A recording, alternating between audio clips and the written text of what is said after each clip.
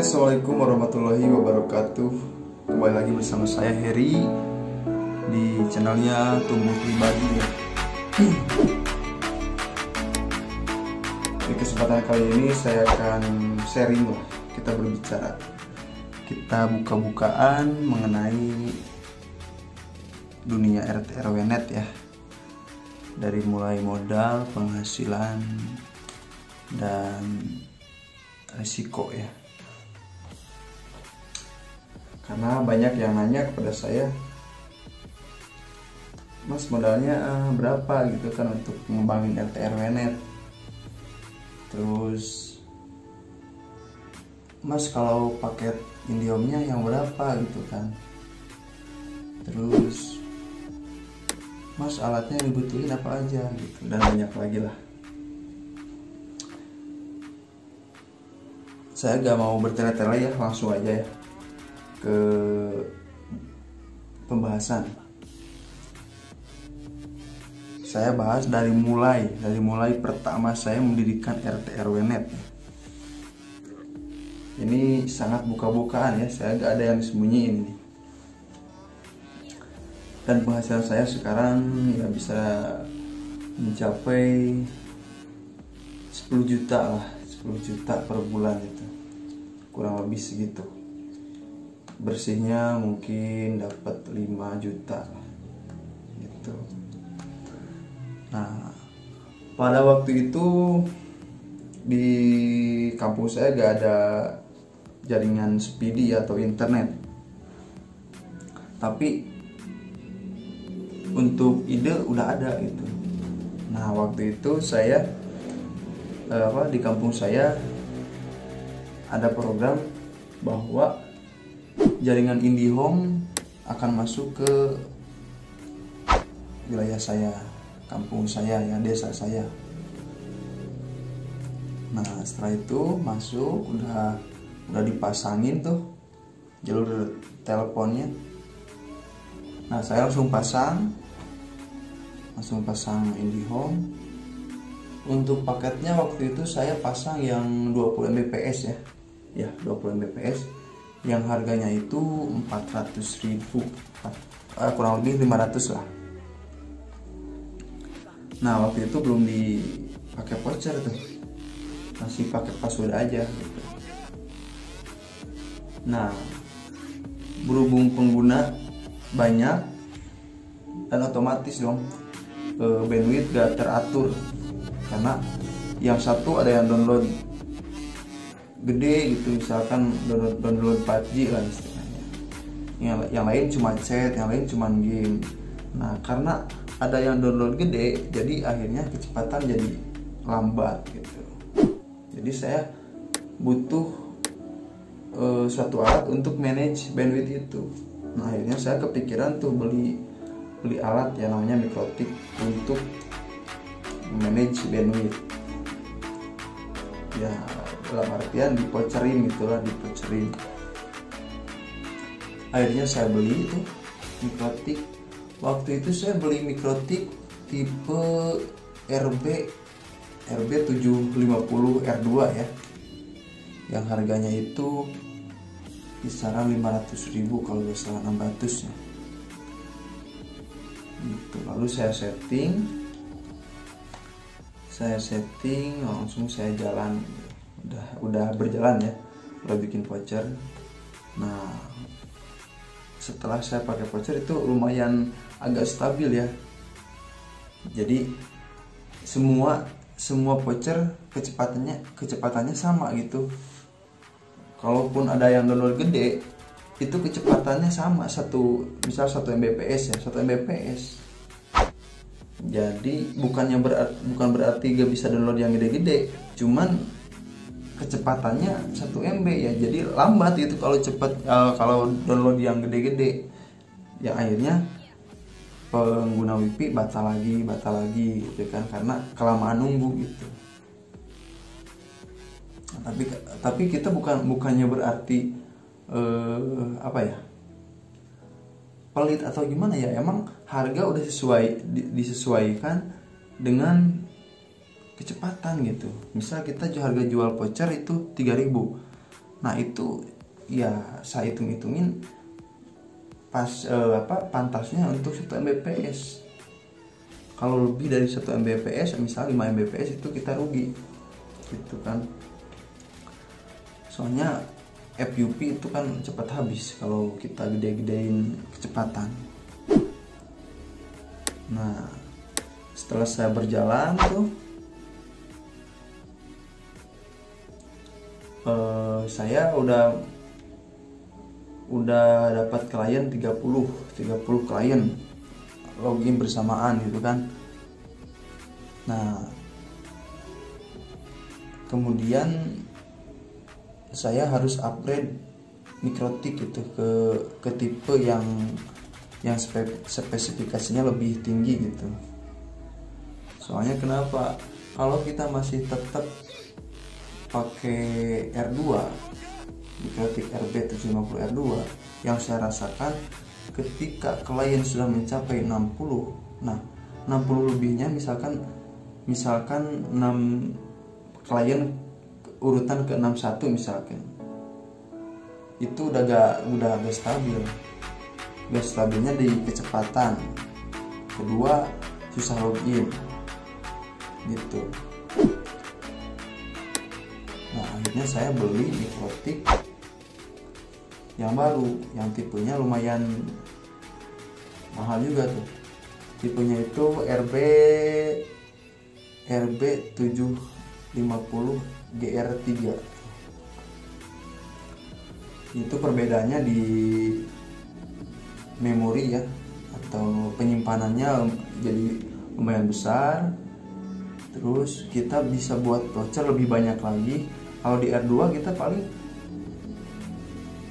bisa buat voucher di 3.000-an, 2.000 ya, kurang lebih seperti itulah. Jadi kalau harus 5.000 bikin voucher di 750 R2 itu gak bisa, karena kapasitas HDD-nya udah habis.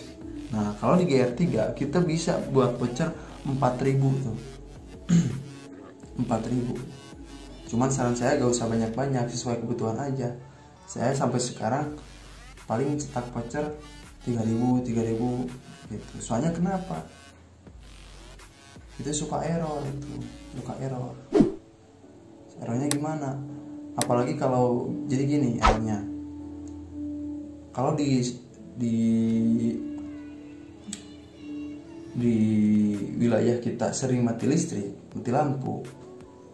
Saya pernah ngalamin bikin voucher 4.000 tuh. Nah, berhubung di tempat saya sering mati lampu nyala lagi, mati lampu nyala lagi. Akhirnya mikrotik error. Errornya kenapa? Voucher yang sudah kita buat itu hilang. Nggak ada lagi voucher, kosong gitu.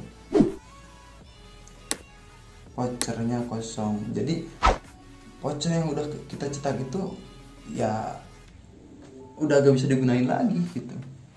Rugi sih enggak, cuman sayang gitu kan. Gitu. Nah mengenai kita membahas PUP nih, FUP. Kalau kita udah mencapai, tadi kan di 60 ya, kalau saya udah mencapai 60 klien, ganti ke GR3 yang harganya 800.000 gitu. Nah untuk kecepatan saya upgrade juga tuh, upgrade ke 50 Mbps, karena berhubung kecepatan udah gak stabil, jadi butuh penambahan kecepatan gitu. Dan juga FUP tidak cukup gitu. Baru 2 minggu aja udah habis FUP, udah mulai gitu kan. Nah akhirnya saya tambah lagi kecepatan ke 50 Mbps. Di 50 Mbps itu ada enak tuh. Enaknya kenapa? Karena ketika kita habis FUP, kita bisa beli speed on demand. Speed on demand itu kecepatan berjangka waktu gitu. Jadi kalau kita misalkan FUP kita udah terpakai 1.000 nih, terus kita beli speed on demand. Nah FYP kita itu langsung nol, dari nol lagi gitu, selama speed on demand itu berjalan. Jadi FYP paket yang 50 Mbps itu tidak kita pakai selama speed on demand aktif gitu. Nah, setelah speed on demand itu selesai, misalkan 7 hari kita ya, 7 hari. Nah, sudah 7 hari itu akan kembali lagi ke semula FYP-nya. Misalkan tadinya 1000 GB, nah, ntar lanjutin yang 1000 GB itu. Biasanya saya kalau beli speed on demand 3 kali dalam sebulan, habis beli lagi gitu kan. Itu cukup itu sebulan. Kalau berbicara rugi sih nggak rugi, masih ada untung lah gitu. Kita 50 Mbps itu harganya 780, 800 lah taruh. 800 speed on demand 132. Kita hitung ya. 132 dikali 3 tambah 800. 1.996 totalnya kita modal ya. Kita kan udah punya klien 60 lah taruh, atau 70 ya. 70 kita jual vouchernya yang harga 3.000 tuh. Setiap hari ada 70 yang beli. Misalkan kita kalikan aja 70 kali 3.000, 210 kali 30 hari, 6.300.000 gitu.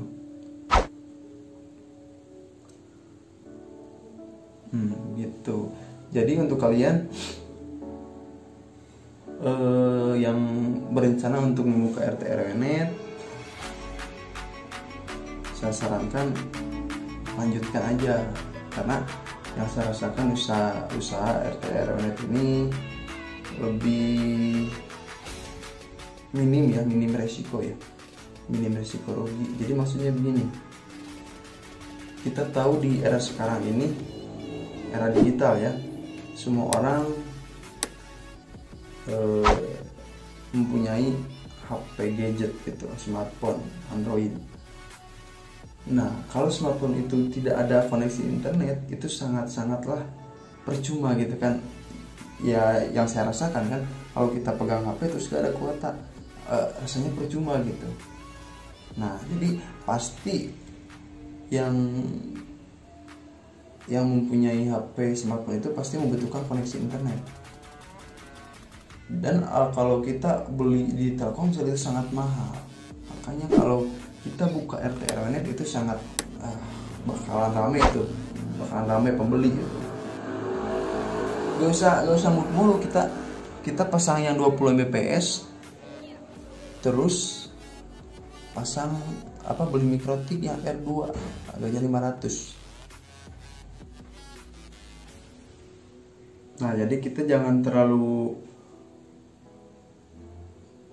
muluk-muluk banyak klien ya.